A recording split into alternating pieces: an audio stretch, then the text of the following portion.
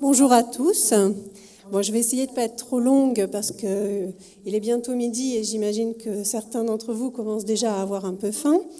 Donc je vais essayer d'être rapide et de vous présenter brièvement ce que l'Université de Picardie-Jules Verne a mis en place pour permettre aux jeunes en situation de handicap de poursuivre des études universitaires. Voilà, on a vu que c'était important, que c'était un droit qui leur était donné aujourd'hui de pouvoir poursuivre dans le supérieur. On les a longtemps cantonnés à des formations professionnelles et je pense que maintenant, grâce à la loi 2005, nous pouvons espérer qu'ils poursuivent leurs études comme ils le souhaitent, comme les autres étudiants. Voilà, donc depuis plusieurs années, l'Université de Picardie-Jules Verne tente de favoriser l'inclusion de tous en son sein, alors par différents moyens. D'abord par des droits d'inscription peu élevés, je pense qu'il faut le souligner, c'est important. Ensuite, en développant des projets avec et pour des étudiants en étrangers, Et puis, enfin, en mettant en place une politique en faveur des femmes et des étudiants en situation de handicap. Donc, l'université a signé en janvier 2013 une charte pour l'égalité hommes-femmes et elle est également signataire des chartes de 2007 et 2012, Université Handicap, qui viennent compléter le dispositif dont nous avons déjà parlé de la loi de février 2005 pour l'égalité des droits et des chances des personnes handicapées. Vous pouvez passer la diapo, s'il vous plaît? Merci. Donc, pour favoriser cette inclusion, il y a 3 types d'actions qui sont développées. Tout d'abord, des outils de communication pour informer les étudiants et les intervenants. C'est très important, en effet, que les étudiants sachent qu'il existe des choses pour eux. Un service dédié aux étudiants en situation de handicap qui va proposer des aides humaines et des aides matérielles. Et puis, enfin, des formations pour sensibiliser les acteurs de demain et pour disséminer les bonnes pratiques.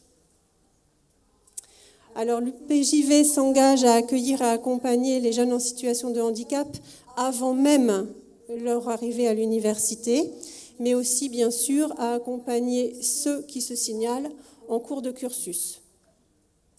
Pour cela, il est essentiel, je vous le disais, que ces étudiants sachent que cela est possible et qu'ils soient informés des dispositifs existants.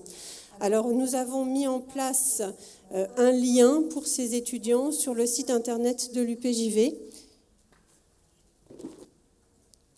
Voilà. En fait, quand vous allez cliquer sur le site de l'UPJV, vous pouvez vous signaler comme étudiant en situation de handicap et dans ce cas-là, vous avez toute une démarche qui vous est indiquée pour pouvoir avoir accès aux informations et aux dispositifs qui sont développés en votre faveur. Ensuite, donc, nous avons également mis en place des guides. Donc vous pourrez les retrouver, je vous en ai mis à disposition dans la petite salle d'accueil.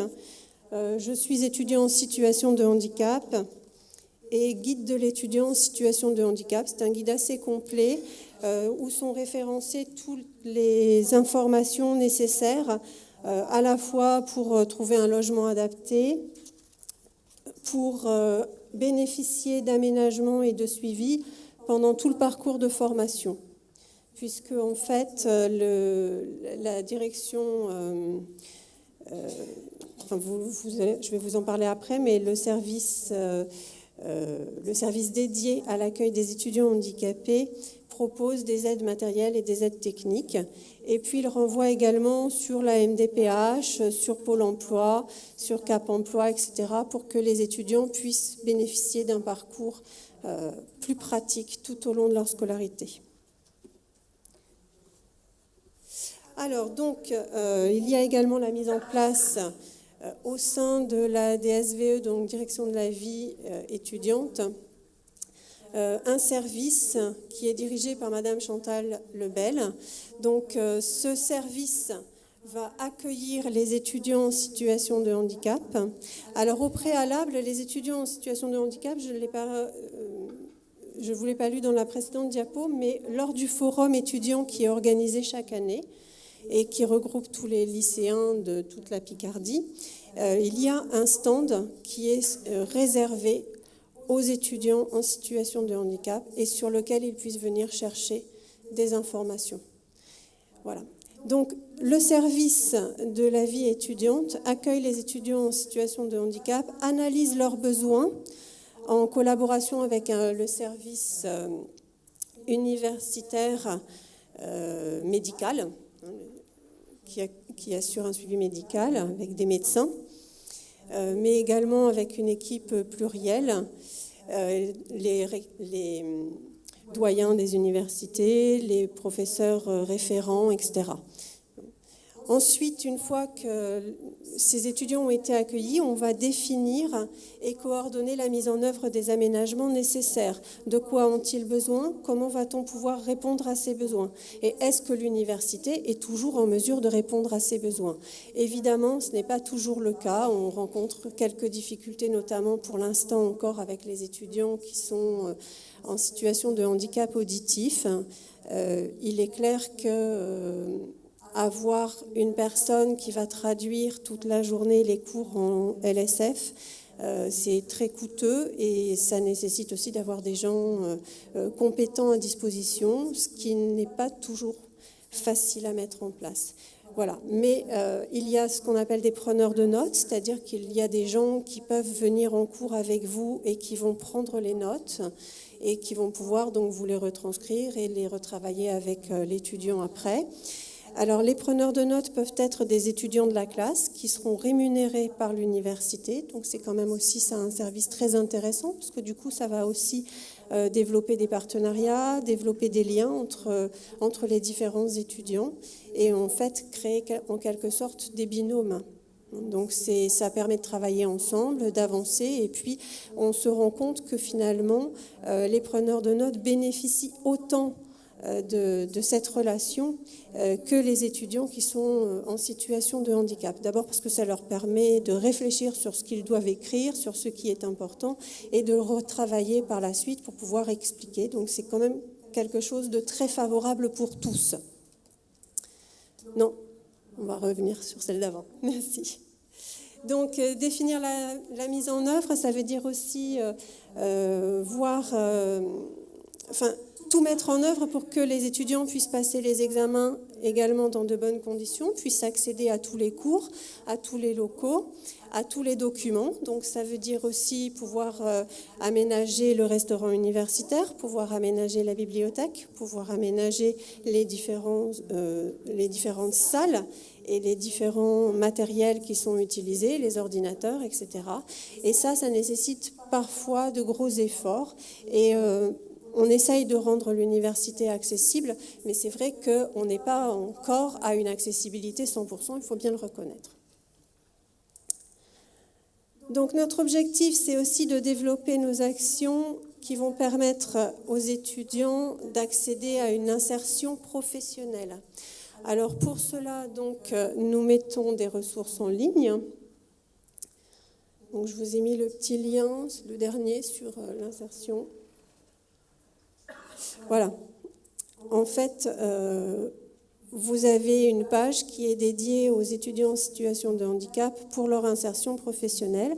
Et donc, le bureau qui suit les étudiants en stage, qui s'occupe de gérer les stages, va favoriser là aussi les liens entre les étudiants en situation de handicap et les entreprises qui accueillent des étudiants de l'UPJV. Il va également y avoir des liens avec le service Cap Emploi, des réunions qui vont être organisées avec la MDPH, avec le service Cap Emploi, pour favoriser la connaissance, on va dire, par les étudiants de ces services, puisque nous préparons à l'insertion professionnelle, mais également qui va permettre aussi aux futurs employeurs de rencontrer les étudiants en situation de handicap pour avoir moins peur.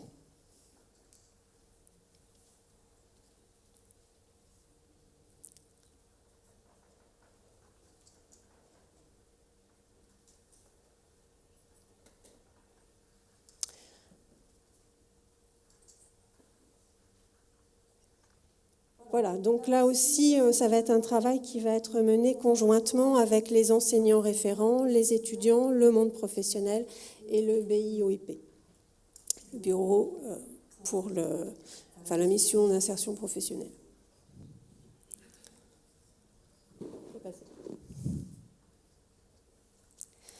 Dernier point, donc nous avons également décidé de développer des actions d'information et de formation.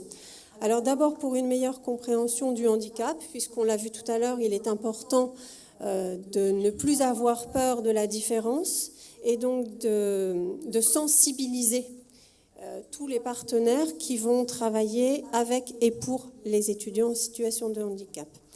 Alors d'abord, nous avons décidé de sensibiliser la communauté étudiante. L'UPJV a créé, sous l'impulsion de Marie-Luce Amar, une unité libre d'enseignement d'une 20aine d'heures pour sensibiliser les étudiants des différentes filières au handicap. Alors cette UEL rencontre un vif succès puisque nous avons dû fermer les inscriptions cette année. L'effectif a doublé en 2 ans.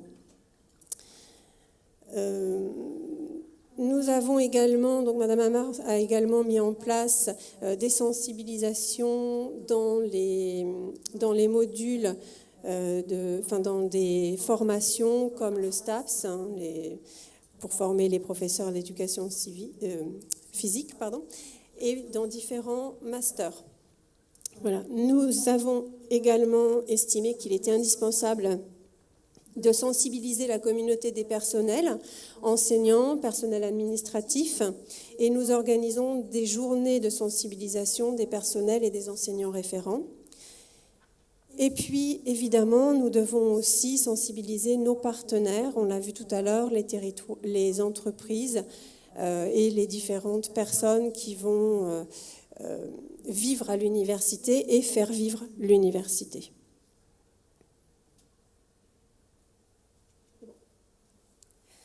Enfin, donc, nous avons mis en place des actions de formation.